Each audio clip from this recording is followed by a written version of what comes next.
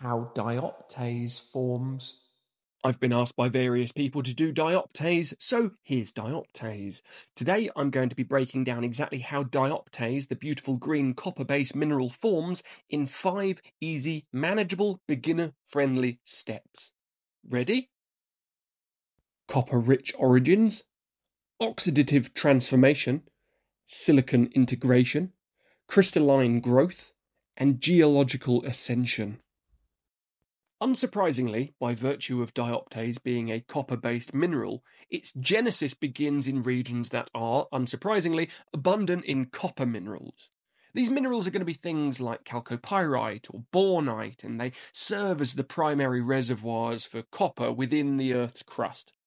Through geological processes, again like magma cooling and hydrothermal activity, which is what we see in the development and formation of various different minerals and crystals, these copper-rich minerals are formed, laying the groundwork for dioptase emerging onto the scene.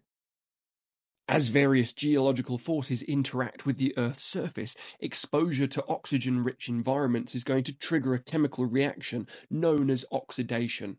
Think of rust. This is oxidation, something reacting with oxygen. And it's this transformative process that alters the chemical composition of copper-bearing minerals, essentially converting them into secondary minerals. And what I mean by secondary minerals is essentially the second stage of transition, something turning from one thing into another thing, in this situation by virtue of oxidation. Now, this includes dioptase. So oxidation serves as a crucial mechanism or precursor to dioptase forming, and it provides the necessary conditions for its ultimate genesis. Simultaneously, silicon, which is a fairly ubiquitous element within the Earth's crust, it's basically everywhere, becomes intricately intertwined in the dioptase formation process. Silicon atoms combine with copper, oxygen, and hydroxide ions to form the fundamental building blocks of what becomes dioptase copper silicate compounds. And it's this integration of silicon into the mineral structure that contributes to the vibrant coloration and structural integrity of dioptase crystals.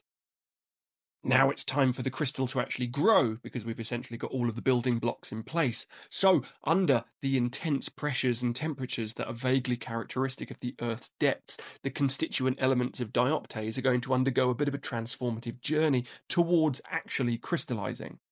Nucleation sites within the geological matrix provide the canvas for dioptase crystals to actually grow.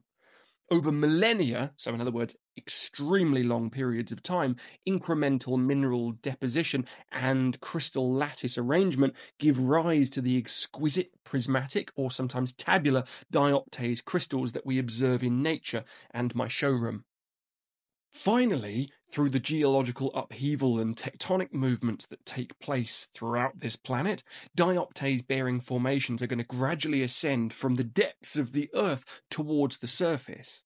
And it's this geological ascension, facilitated by processes such as erosion and uplift, that unveil the hidden dioptase to the discerning eye of the geologist or collector or someone like me or you. The journey from subterranean depths to terrestrial realms marks the culmination of dioptase's essential geological odyssey.